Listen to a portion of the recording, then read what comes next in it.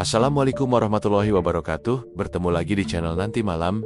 Gimana kabarnya, teman-teman? Semoga kalian dalam keadaan sehat selalu. Malam ini saya akan membawakan cerita pesugihan showroom mobil di Sukabumi. Jangan lupa subscribe dan nyalakan lonceng notifikasinya agar nggak ketinggalan cerita horor berikutnya. Oke, tanpa berlama-lama lagi, siapkan nyali kalian karena kita akan langsung masuk ke ceritanya. Di sebuah kampung yang tenang di Sukabumi, tinggal seorang pria berusia 40 tahun bernama Sam. Sehari-hari, Sam dikenal sebagai orang yang pendiam, sederhana, namun pekerja keras. Selama bertahun-tahun, ia menjalankan usaha rental mobil yang dulunya cukup. Di masa jayanya, Sam memiliki 4 mobil yang selalu disewa oleh pelanggan baik untuk wisata, perjalanan dinas, maupun sekadar mudik. Ia membangun usahanya dari nol. Berawal dari 1 mobil hasil kredit yang dibelinya setelah menjual warisan almarhum ayahnya. Namun, nasib baik itu tak bertahan lama. 2 tahun terakhir menjadi mimpi buruk bagi Sam. Pandemi yang berkepanjangan menghantam keras bisnis transportasi, dan Sam perlahan-lahan mulai kehilangan penghasilan. Cicilan mobil menumpuk, asuransi tak bisa dibayar, dan satu persatu kendaraan disita leasing karena gagal bayar. Tabungannya habis untuk menutup kerugian. Teman-teman yang dulu meminjam mobilnya dengan sopan, kini menghindar ketika ia menagih utang. Sam merasa ditinggalkan. Yang lebih menyakitkan, bukan hanya bisnisnya yang hancur, tapi juga rumah tangganya. Istrinya, Rini, mulai berubah. Wajah yang dulu penuh senyum, kini dingin dan penuh sindiran. Rini sering mencibir Sam sebagai lelaki tidak berguna, dan laki-laki gagal yang cuma bisa ngeluh. Suasana rumah pun berubah seperti neraka kecil. Tak hanya itu, mertuanya juga ikut menyudutkan Sam, menyalahkannya atas semua kesialan yang terjadi. Mereka tak peduli seberapa keras Sam telah berusaha, yang mereka lihat hanyalah kegagalan. Luka hati Sam semakin dalam saat ia mengetahui bahwa Rini diam-diam menjalin hubungan dengan pria lain, seorang pengusaha kaya dari kota bernama Chandra. Pria yang punya beberapa showroom mobil dan rumah besar di Jakarta Selatan. Saat Sam mencoba mempertahankan rumah tangganya, Rini justru mengatakan dengan dingin, "Lebih baik aku hidup dengan orang yang tahu cara cari uang, bukan cuma cerita mimpi besar." Akhirnya, Rini benar-benar meninggalkan Sam, membawa anak sematawayang mereka, dan tinggal bersama Chandra. Hanya beberapa hari kemudian, mertua Sam datang ke rumah dan dengan nada tinggi meminta Sam untuk menjual rumah dan membagi hasilnya. Karena tanah itu katanya atas nama keluarga mereka. Sam hancur. Bukan hanya kehilangan harta dan keluarga, tapi juga harga dirinya.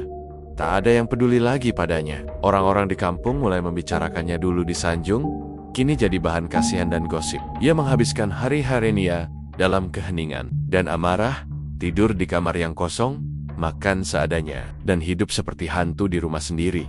Namun, di tengah keputusasaan itu, ada satu hal yang mulai tumbuh dalam hati Sam, dendam. Ia tidak bisa menerima kenyataan bahwa hidupnya hancur begitu saja, sementara mereka yang mengkhianatinya justru hidup dengan bahagia dan mewah. Ia mulai bertanya-tanya, apakah dunia ini hanya berpihak pada orang yang licik dan kaya? Suatu malam, saat duduk termenung di teras rumah dengan rokok yang hampir habis, Sam teringat akan cerita lama dari seorang teman SMA-nya tentang seorang dukun sakti di Pekalongan. Dukun yang konon bisa mendatangkan kekayaan dalam waktu singkat. Namun tidak semua orang berani datang padanya, karena jalan yang ditawarkan bukan jalan biasa, melainkan jalan gelap yang penuh risiko. Malam itu, tanpa ragu, Sam memantapkan hati. Kalau dunia ini tidak adil, aku juga tak perlu jadi orang baik lagi. Ia pun bersiap untuk melakukan perjalanan yang akan mengubah hidupnya menuju Pekalongan, mencari dukun yang bisa memberinya kekuatan, meskipun harus bersekutu dengan kegelapan.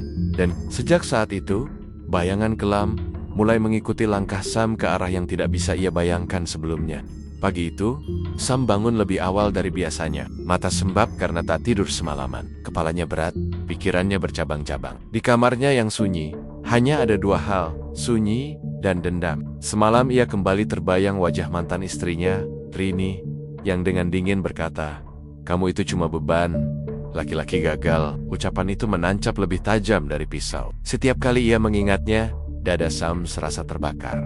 Sam memutuskan sudah cukup hidup sebagai orang kalah. Semua hal yang pernah ia pertahankan, kini sudah hilang.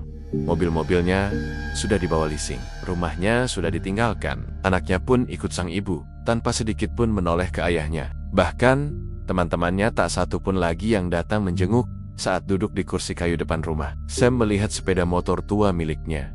Di sadelnya masih ada bekas tambalan. Itu satu-satunya kendaraan yang tersisa. Di sanalah muncul sebuah niat yang sudah lama ia pendam, tapi kini menguat. Pergi ke Pekalongan, mencari dukun itu. Dulu, ketika Sam masih SMA, ia pernah mendengar cerita dari temannya yang berasal dari Jawa Tengah. Temannya itu pernah menyebut nama seorang dukun tua yang tinggal di pinggiran kota Pekalongan. Orang-orang menyebutnya Ki Rawa Sosok, yang katanya bisa memanggil jin dari luar negeri, bahkan jin dari tanah Israel, dan menawarkan pesugihan jenis langka yang tidak dikenal orang biasa. Sam tidak tahu apakah itu benar atau tidak, tapi kini, di saat tidak punya apa-apa, ia tidak peduli. Jika jalan terang sudah tidak membawanya kemana-mana, maka ia rela menyusuri jalan gelap. Setelah menyiapkan sedikit bekal sebotol air mineral, 2 potong roti, dan 1 pakaian ganti, Sam berangkat dari Sukabumi ke Pekalongan. Dengan motor yang tua, ia menempuh perjalanan panjang yang memakan waktu hampir 1 hari. Ia hanya berhenti sebentar di pom bensin untuk mengisi bahan bakar dan menghela napas. Saat senja mulai turun, Sam tiba di gerbang kota Pekalongan. Ia tidak langsung tahu harus kemana, tapi ia punya satu petunjuk. Nama desa tempat dukun itu tinggal, Desa Pelalangan, yang berada di dataran tinggi, tersembunyi dari jalan utama. Ia bertanya pada warga sekitar, namun tak semua orang bersedia menjawab saat ia menyebut nama Kirawa. Beberapa orang justru menunduk dan menolak bicara. Seorang lelaki tua yang sedang duduk di warung kopi hanya berkata pelan, "Kalau sampean cari Kirawa, jangan pernah pulang dengan niat setengah-setengah. Sekali masuk ke jalannya, hidupmu takkan pernah sama lagi." Malam pun datang saat Sam akhirnya menemukan jalan setapak menuju Desa Pelalangan. Jalan itu sempit, penuh pepohonan tinggi, dan nyaris tak tersentuh cahaya lampu. Udara mulai dingin. Sesekali terdengar suara binatang malam dan desir angin yang membawa aroma tanah basah. Sam merinding, tapi ia tidak bisa mundur. Bukan karena keberanian, tapi karena dendamnya sudah terlalu dalam. Rumah Kirawa terletak di ujung jalan kecil, di bawah pohon beringin besar. Rumah itu tampak tua, dengan dinding kayu yang gelap dan jendela yang selalu tertutup rapat. Di depan tergantung beberapa janur dan benda-benda aneh yang tidak bisa Sam kenali. Ia memarkirkan motornya perlahan, lalu mengetuk pintu 2 kali. Tak lama, pintu kayu itu terbuka. Muncullah sosok lelaki tua berjubah abu-abu dengan mata tajam dan wajah penuh keriput. Rambutnya panjang, ubanan, dan suaranya serak, namun jelas. "Kau datang dengan luka yang belum sembuh, tapi hatimu sudah siap untuk tidak kembali," ucapnya sebelum Sam sempat memperkenalkan diri. Sam terkejut. Ia hanya bisa mengangguk. Kirawa mempersilakan masuk tanpa berkata lebih banyak. Di dalam rumah itu, aroma dupa sangat kuat. Terdapat simbol-simbol aneh di dinding, semacam huruf asing yang menyerupai tulisan Ibrani kuno. Di pojok ruangan, ada patung-patung kecil dari batu hitam, serta mangkuk tanah liat yang dipenuhi darah ayam dan bunga kering. Sam merasa tubuhnya dingin dan perutnya mual, tapi ia bertahan. Ia tahu, ia telah tiba di jalan yang tak ada kembali. Dan malam itu, Kirawa mulai berbicara tentang pesugihan yang tidak biasa. Pesugihan yang hanya bisa dilakukan dengan memanggil jin dari Israel, dan bayarannya bukan uang, tapi darah. Malam mulai larut di Desa Pelalangan. Jam dinding tua di rumah Kirawa berdetak pelan menunjukkan pukul 2 dini hari. Di luar, suara binatang malam sesekali terdengar. Jangkrik, burung hantu, dan desir angin di sela-sela pohon beringin besar. Di depan rumah, suasananya membuat bulu kuduk Sam berdiri. Di dalam rumah, Sam duduk bersila di atas tikar pandan yang kasar, dengan tubuh kaku dan mata waspada. Di depannya, Kirawa tengah mempersiapkan alat-alat untuk sebuah ritual yang tak pernah ia bayangkan sebelumnya. Kirawa mengambil sebuah kain hitam pekat, yang di tengahnya terdapat segitiga terbalik, dengan simbol-simbol aneh. Tulisan itu bukan aksara Jawa, Latin, atau Arab. Saat Sam bertanya, Kirawa hanya menjawab singkat, "Itu tulisan kuno dari tanah Israel. Tak bisa dibaca orang biasa, tapi jin mereka sangat paham maknanya." Sam menelan ludah. Ia belum mengerti sepenuhnya apa yang akan ia hadapi. Tapi satu hal sudah jelas, ini bukan sekadar pesugihan biasa. Di pojok ruangan, ada sebuah kendi tanah liat besar. Kirawa membuka tutupnya, lalu menuangkan cairan hitam ke dalam mangkuk batu. Aromanya tajam, amis, seperti darah yang sudah mengering, bercampur rempah-rempah yang asing. Setelah itu, ia menyalakan 3 batang dupa dan menanamkannya di tanah dekat pintu, lalu mulai membacakan mantra dalam bahasa yang tak pernah didengar Sam. Si Hamiz bi Chashur Yikare Lahol, El Safir Rujma Misrach, Boila, Eng. Di dalam ruangan tiba-tiba berputar, padahal semua jendela tertutup. Api dari lilin bergoyang hebat seolah hendak padam, dan suara dari luar lenyap dalam sekejap. Semua menjadi hening mencekam. Kirawa lalu memberi aba-aba kepada Sam, "Letakkan tanganmu di atas kain ini, kau harus siap. Apapun yang terjadi, jangan lepaskan tanganmu, meski tubuhmu bergetar." Sam, meski ragu, mengikuti perintah itu. Saat ia menyentuhkan tangannya, tiba-tiba seluruh ruangan berubah gelap gulita. Hanya cahaya dari simbol di kain yang perlahan bersinar merah menyala. Tiba-tiba, terdengar suara berat dan dalam dari arah kegelapan. Suaranya seperti berasal dari dalam dada, menggema, namun tidak berasal dari mulut manusia. "Mikori alai, siapa yang memanggilku?" Sam menoleh ke Kirawa, yang kini matanya tertutup rapat, berkeringat, namun tetap fokus. "Aku yang memanggil," balas Kirawa dengan suara berat. "Kau dipanggil untuk perjanjian. Lelaki ini datang dengan luka dan dendam. Ia butuh kekayaan yang tak dimiliki orang biasa. Ia ingin jalur gelap yang tak bisa dimengerti manusia biasa." Dari tengah ruangan yang tadinya kosong, muncullah sosok bayangan besar. Ia tidak sepenuhnya berbentuk manusia, tapi juga bukan makhluk buas. Tingginya 2 kali manusia dewasa, berwarna hitam legam, dengan sepasang sayap dari asap pekat dan mata. Merah menyala, wajahnya samar, tapi auranya menusuk hati. Ia memperkenalkan diri dalam suara yang menghentak. "Aku El Zafir, jin dari keturunan roh kuno yang dikurung oleh para nabi. Aku datang jika dipanggil dengan darah, dan aku tinggal jika kau siap kehilangan." Sam tak bisa berkata-kata. Tubuhnya gemetar, jantungnya berdetak cepat, tapi ia tidak mundur. Tentamni lebih kuat dari rasa takut.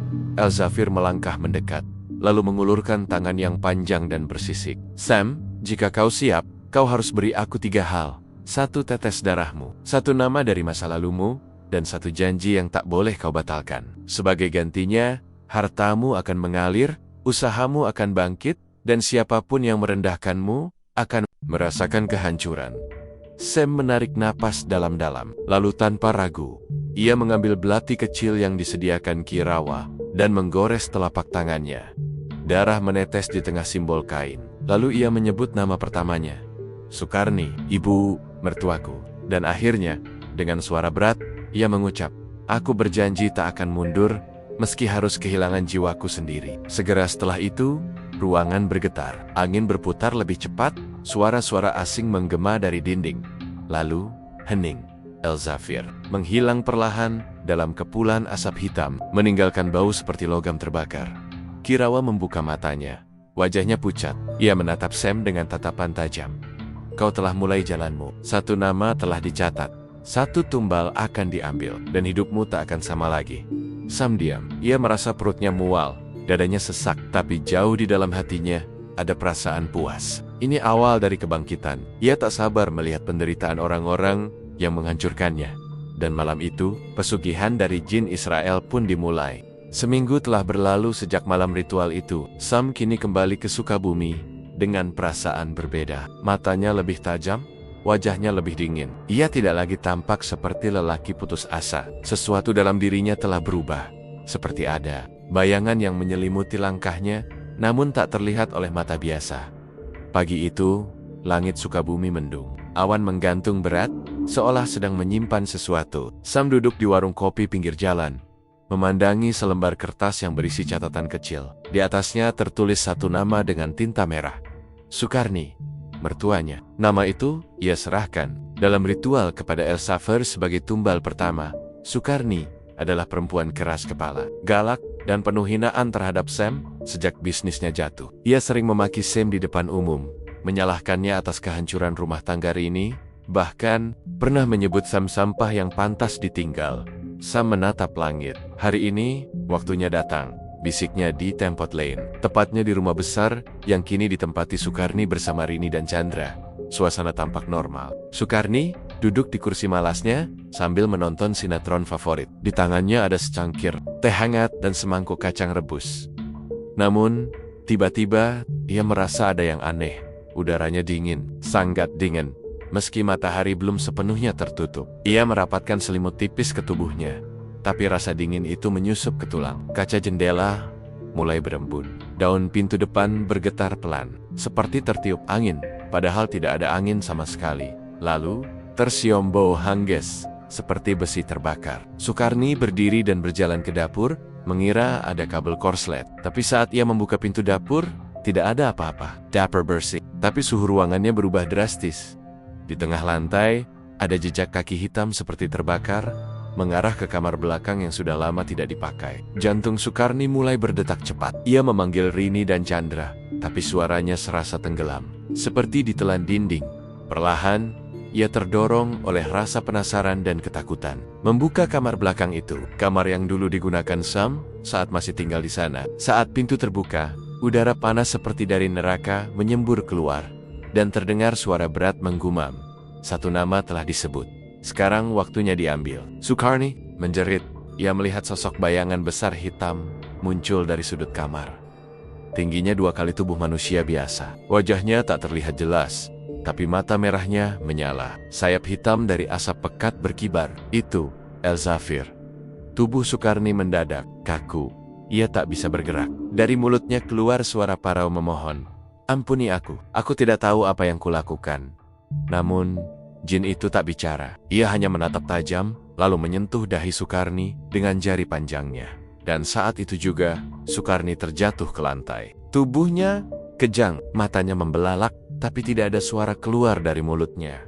Seketika itu juga, ia tewas di tempat. Tidak ada luka luar, tidak ada tanda-tanda kekerasan. Tapi, di dahinya, ada bekas hangus kecil berbentuk segitiga, terbalik sama seperti simbol kain ritual Sam.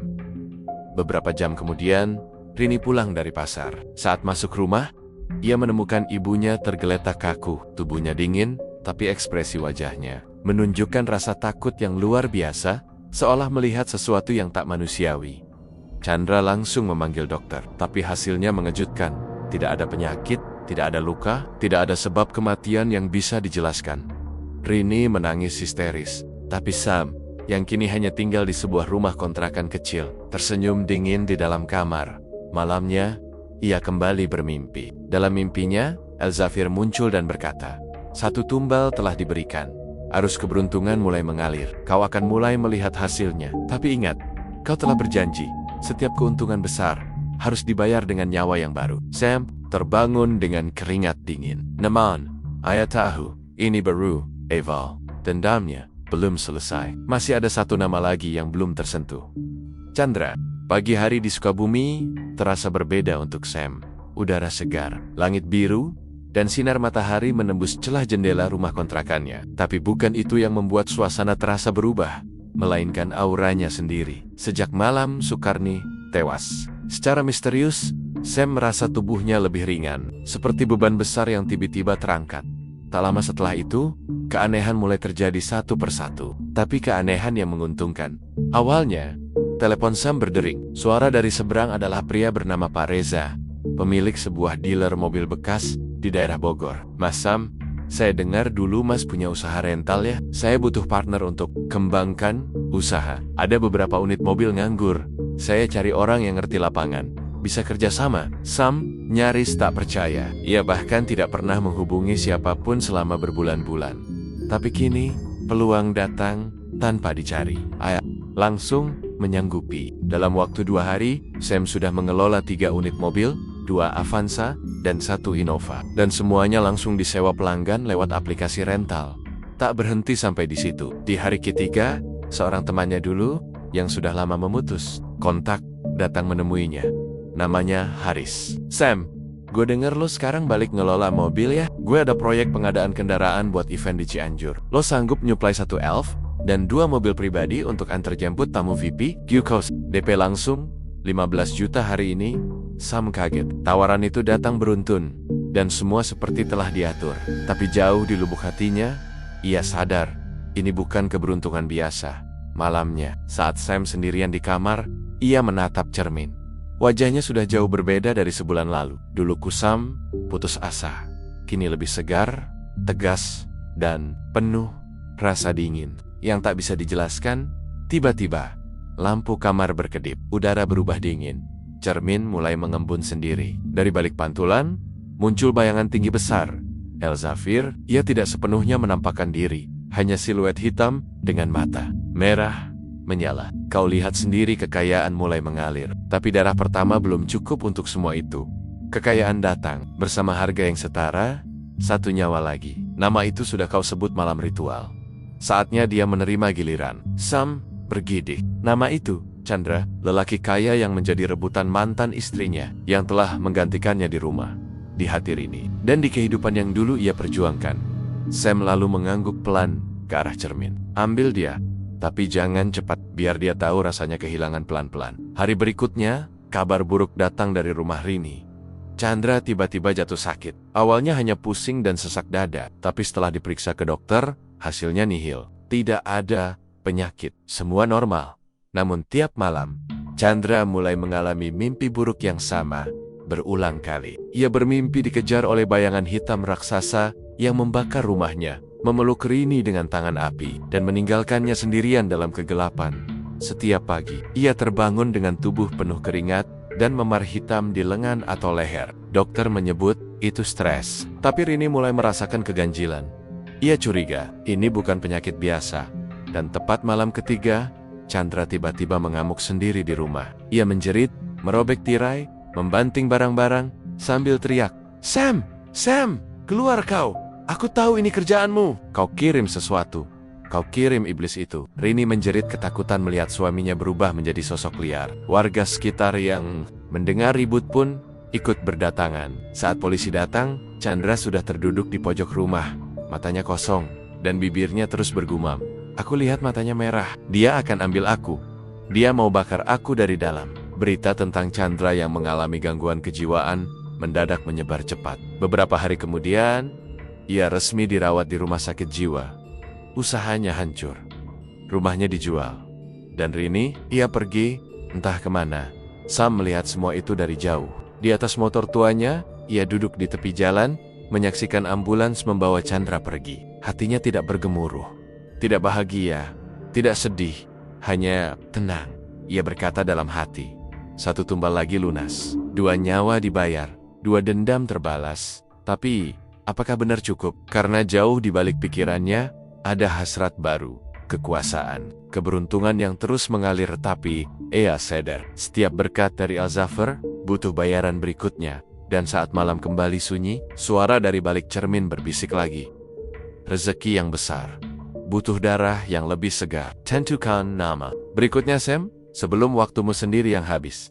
Sejak Chandra dibawa ke rumah sakit jiwa, kehidupan Sam berubah drastis.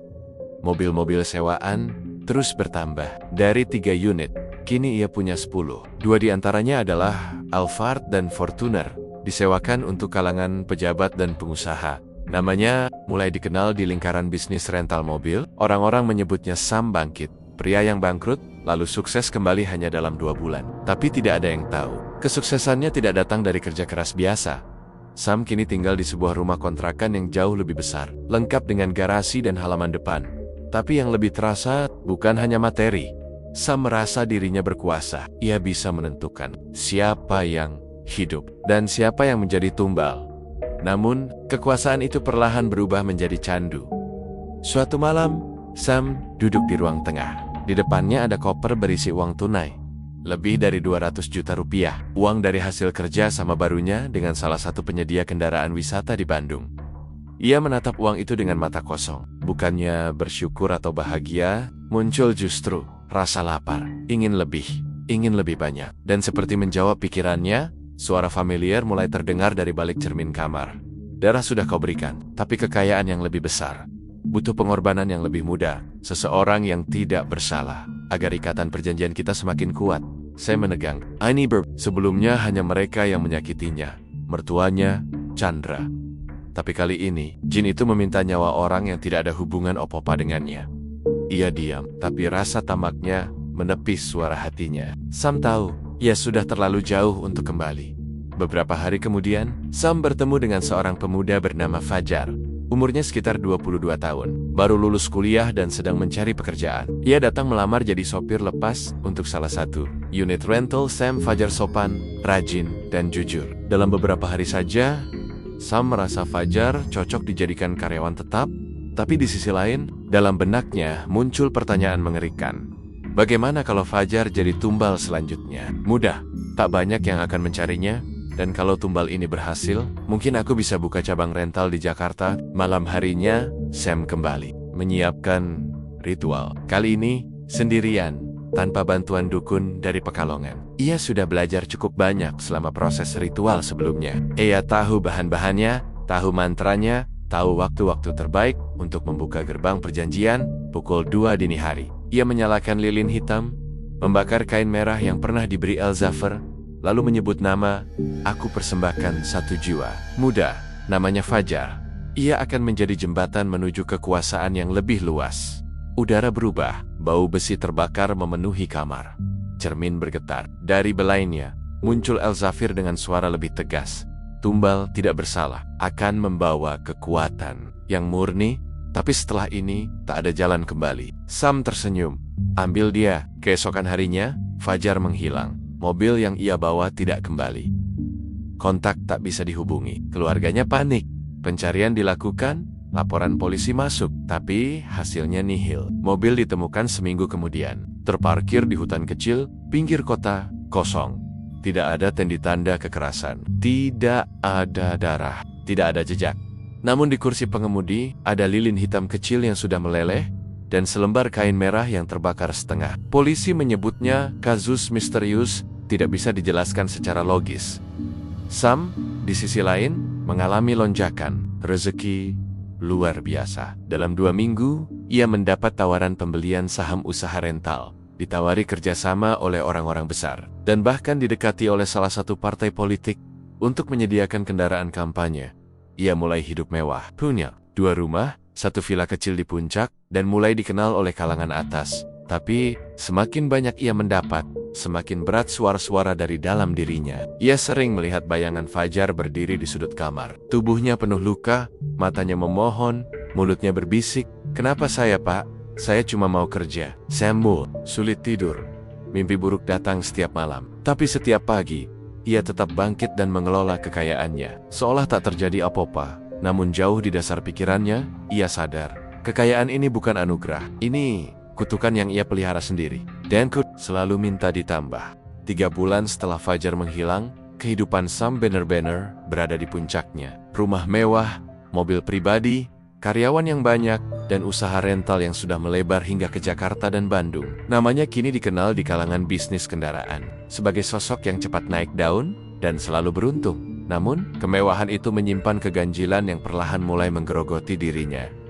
Malam itu, Sam pulang dari Jakarta. Mobil Alvernia melaju pelan di tol saat ia merasakan sensasi aneh, seperti ada yang duduk di bangku belakang, padahal ia sedang sendirian. Ia mencoba menepis perasaan itu dan menyalakan radio.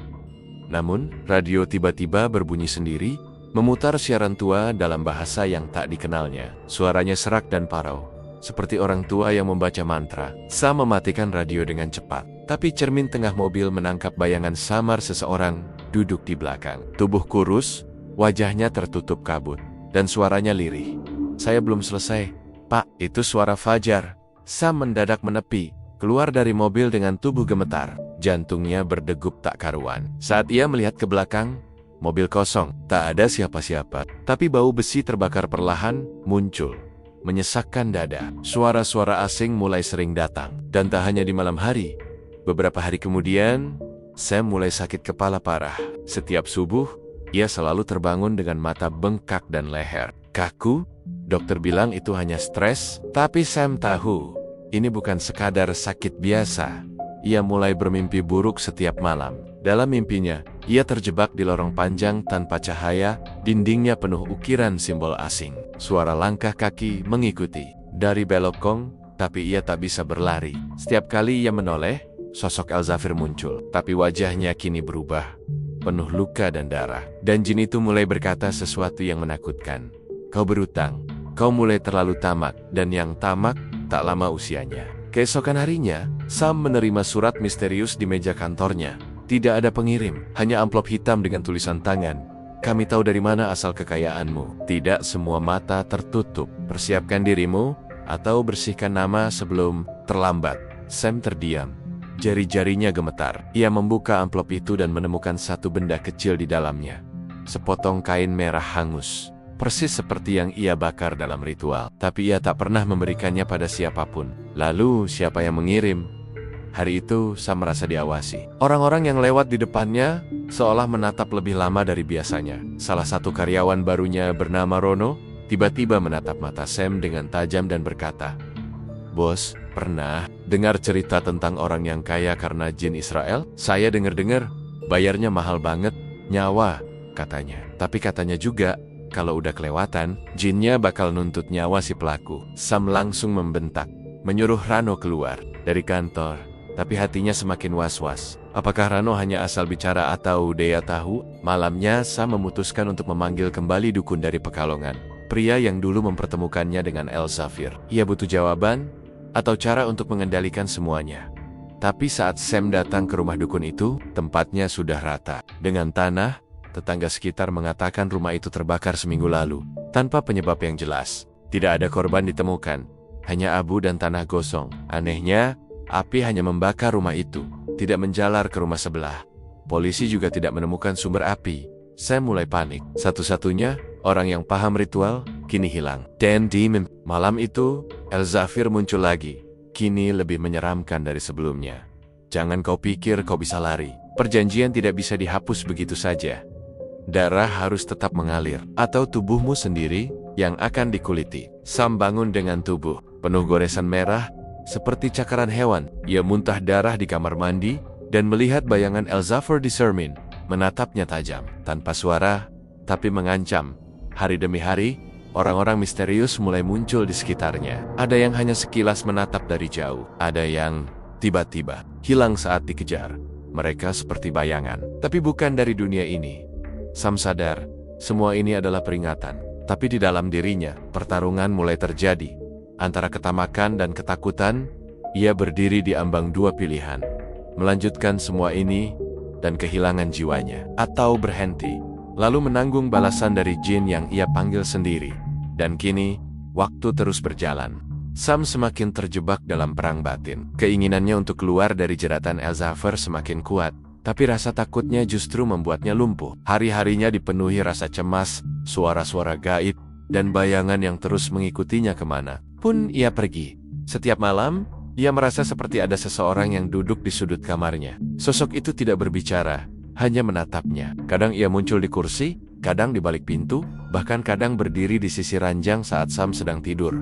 Sosok itu menyerupai Fajar, pemuda terakhir yang dijadikan tumbal, dan kini Sam mulai kehilangan kendali. Suatu pagi, ia pergi ke masjid dekat rumah, bukan untuk salat, tapi untuk bertanya pada seorang ustaz yang dikenal banyak orang karena kemampuannya menyembuhkan orang dengan ruqyah. Namanya Ustadz Rafiq. Usianya sekitar 50-an, tenang, dan tutur katanya lembut. Sam mendatanginya dengan penuh keraguan, namun hatinya mulai lelah dengan semua yang ia sembunyikan. "Ustadz, saya minta tolong. Saya ada masalah, tapi saya nggak bisa cerita semuanya sekarang." Ustadz Rafiq hanya menatapnya sebentar, lalu berkata, "Pelan, Mas Sam. Kadang kita nggak perlu cerita untuk tahu bahwa seseorang sedang dikejar oleh sesuatu yang bukan dari dunia ini." Sam langsung merinding. Keringat dingin mengucur di pelipisnya. Ia baru membuka mulut ketika Ustadz Rafiq melanjutkan, "Kalau kau datang karena ingin lepas dari perjanjian haram, maka kau harus siap kehilangan semuanya. Dan bahkan nyawamu sendiri." Sam terdiam. Untuk pertama kalinya, ia dihadapkan pada pilihan paling nyata, melepaskan semua kekayaan, atau mempertahankannya dan menunggu waktu ajal datang dengan cara mengerikan. Ustadz Rafiq menyuruh Sam untuk kembali malam harinya, membawa segelas air putih dan selembar kain putih bersih. Sam mengikuti semua instruksinya, namun dalam perjalanan pulang, gangguan semakin intens. Mobilnya tiba-tiba mogok di tengah jalan. Saat ia keluar untuk mengecek, ia melihat sosok berjubah hitam berdiri sekitar 10 meter dari mobil. Tubuhnya tinggi besar, wajahnya terlilit kain hitam, dan mata merah menyala seperti bara api. Sosok itu perlahan berjalan mendekat. Sam mundur panik, mencoba masuk ke dalam mobil kembali. Tapi pintu mobil terkunci. Ia hanya bisa mematung saat makhluk itu mendekat dan berbisik langsung di telinganya. Lari kemanapun, pintu sudah terbuka dan tak bisa ditutup. Begitu ia menoleh, makhluk itu hilang, namun telapak tangannya terasa panas, dan saat dilihat, ada luka bakar berbentuk simbol aneh, seperti ukiran bintang bercakar 3. Malam itu, Sam kembali ke masjid. Ia menjalani ruqyah, dan hasilnya sangat mengerikan. Saat ayat-ayat suci dibacakan, tubuh Sam menggigil hebat. Ia menjerit, muntah darah, dan tubuhnya melayang beberapa sentimeter dari lantai. Ustadz Rafiq dan beberapa orang membantu menahannya. Suaranya berubah, kasar, dalam, dan bukan miliknya sendiri. Dia milikku, dia milikku, kalian tak bisa mengusirku. Ini perjanjiannya. Aku datang dari negeri yang jauh. Tak ada manusia biasa yang bisa menghentikanku. Ustadz Rafiq terus membaca ayat suci dengan suara keras. Setelah hampir 1 jam, tubuh Sam akhirnya terjatuh dan tak sadarkan diri. Ketika ia terbangun, wajah Ustadz Rafiq tampak lelah jin itu. Bukan jin biasa, katanya pelan, kuat, dan bukan berasal dari bangsa kita. Sam mengangguk pelan. Namanya El-Zafir, bisiknya. Mata Ustadz Rafiq membelalak. Kau tahu siapa yang kau panggil? Jin Israel, jawab Sam lirih. Ustadz Rafiq menghela napas panjang. Sam, perjanjian dengan jin dari luar bangsa kita, apalagi dari golongan yang menolak taat pada Tuhan, adalah ikatan terkutuk yang tidak bisa diputus dengan ruqyah biasa. Kau butuh pembersihan total, tapi itu berarti kau harus siap kehilangan semuanya. Sam menunduk. Air matanya mengalir. Selama ini ia pikir semua bisa dikendalikan. Ternyata ia hanya dijadikan boneka. Dan sekarang boneka itu mulai rusak. Beberapa hari setelah kejadian ruqyah, satu persatu kekayaan Sam mulai runtuh. Salah satu unit mobil rental terbakar misterius di garasi. Sopirnya ditemukan tewas dalam kondisi mengenaskan. Tubuh terbakar tapi tangan masih memegang setir. Kantor cabang di Bandung digerebek karena dugaan penyalahgunaan dokumen. 2 pegawai kabur. Rekening bisnis diblokir. Yang lebih parah, sakit. Malam Sam mendengar tangisan perempuan dari dalam rumah. Padahal ia tinggal sendiri. Dan malam ke-7 setelah ruqyah, El-Zafir muncul kembali, kali ini bukan di cermin, tapi duduk di kursi depan tempat Sam tidur. Wajahnya tak lagi samar. Kini jelas, kulitnya pucat, matanya hitam pekat, dan tubuhnya diselimuti asap hitam pekat. Kau mencoba lari, Sam? Tidak ada jalan keluar bagi orang yang mengingkari darah. Siapkan tumbal baru, atau kita selesaikan dengan jiwamu. Sam terdiam, matanya memerah. Tubuhnya lemas. Kalau memang harus ada tumbal, biar aku saja. El-Zafir tersenyum. Tapi bukan senyum manusia. Bagus, tapi jangan harap mati dengan tenang. Dunia Sam kini seperti neraka yang hidup. Tak ada lagi siang atau malam yang terasa aman. Setiap detik seperti berjalan dalam lorong kematian. Kekayaan yang dulu ia banggakan, kini hanya tinggal puing-puing kehancuran yang menyisakan ketakutan dan kesepian. Tubuhnya makin kurus, wajahnya pucat, mata cekung seperti orang yang tak tidur berhari-hari. Ia tak berani tidur karena setiap malam mimpinya selalu dihantui suara El-Zafir atau penampakan korban-korban tumbal yang pernah ia korbankan. Tapi malam itu berbeda. Malam itu, Sam bermimpi berada di tempat asing. Gurun pasir luas tanpa ujung, langit merah darah, dan angin yang membawa suara jeritan ribuan orang. Di hadapannya berdiri El-Zafir, lebih besar dari biasanya. Tubuhnya kini seperti raksasa, dengan sayap gelap dan mata yang menyala seperti bara api. Kau siap menepati bagian akhir perjanjian, Sam? Sam gemetar. Dalam mimpi itu, ia hanya bisa menunduk. Kau menolak tumbal baru, maka kau adalah gantinya. Tapi tidak sesederhana mati. Kau akan menjadi bagian dariku. Tiba-tiba tanah di bawah kaki Sam terbuka, seperti lubang neraka yang siap menelannya. Ia terjatuh. Tubuhnya ditarik oleh tangan-tangan hitam, penuh luka dan bau busuk. Tapi tak ada yang bisa mendengar. Sam terbangun dengan tubuh penuh keringat. Tapi anehnya, semua luka bakar yang dulu ada di tangannya hilang. Ia merasa lebih ringan. Tapi saat berjalan ke cermin, ia terkejut. Bayangannya tidak menatap balik. Bayangan itu berdiri tegak dengan kepala sedikit miring dan tersenyum sinis. Selamat datang di tengah-tengah, Sam. Kau belum mati, tapi kau juga bukan manusia lagi. Bayangan itu perlahan berubah menjadi sosok El-Zafir, lalu menghilang dalam kabut hitam. Hari-hari berikutnya, Sam menjadi seperti manusia tanpa jiwa. Ia tidak lapar, tidak haus, bahkan tak merasakan lelah meski tak tidur. Tapi ia mulai bisa melihat hal-hal yang orang lain tidak bisa lihat. Di tengah jalan, ia melihat anak kecil yang sebenarnya sudah mati. Di pasar, ia melihat orang tua tanpa kepala yang berdiri menunggu giliran makan. Di masjid, ia melihat seseorang salat, tapi tubuhnya tidak punya bayangan. Ia sadar, dirinya kini hidup di antara dua alam. Ustadz Rafiq yang kembali ia datangi hanya bisa menatapnya lama. Sam, kau sudah setengah masuk ke wilayah mereka. Jin itu belum mengambil tubuhmu sepenuhnya. Tapi kau juga sudah bukan seperti manusia biasa. Kau punya dua pilihan. Menyerahkan tubuh dan jiwamu sepenuhnya. Atau apa Ustadz? Potong. Sam dengan suara berat, atau lawan dia dengan tumbal balik. Sam terdiam, matanya mengeras. Ia tahu, tumbal balik artinya mengembalikan semua luka yang pernah ia timbulkan ke sumber awal. Tapi itu berarti, ia harus mengorbankan orang yang dulu menyakitinya, istrinya dan mertuanya. Pikiran Sam mulai gelap. Ia kembali ke rumah lamanya, di Sukabumi, tempat di mana semua kisah ini bermula. Rumah itu sudah kosong, penuh debu. Di sana ia duduk di kamar tidur yang dulu sering ia tempati bersama Rina, mantan istrinya. Matanya kosong, hatinya penuh konflik.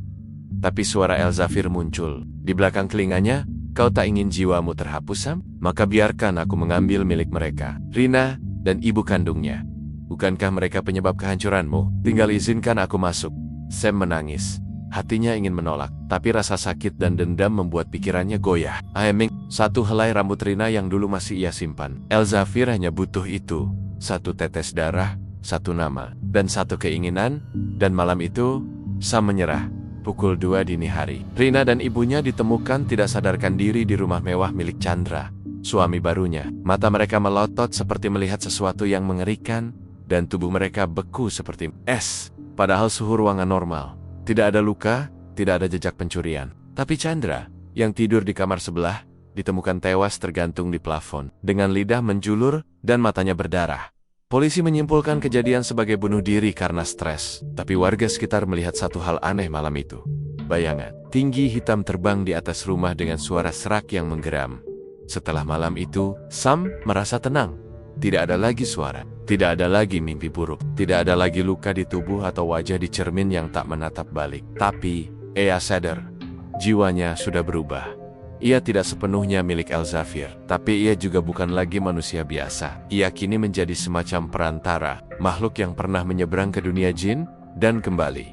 Namun, yang paling menakutkan adalah satu bisikan yang muncul saat ia berdiri sendiri di rumah. Kosong itu, kau telah menyelamatkan tubuhmu, tapi kau membuka jalanku ke dunia ini.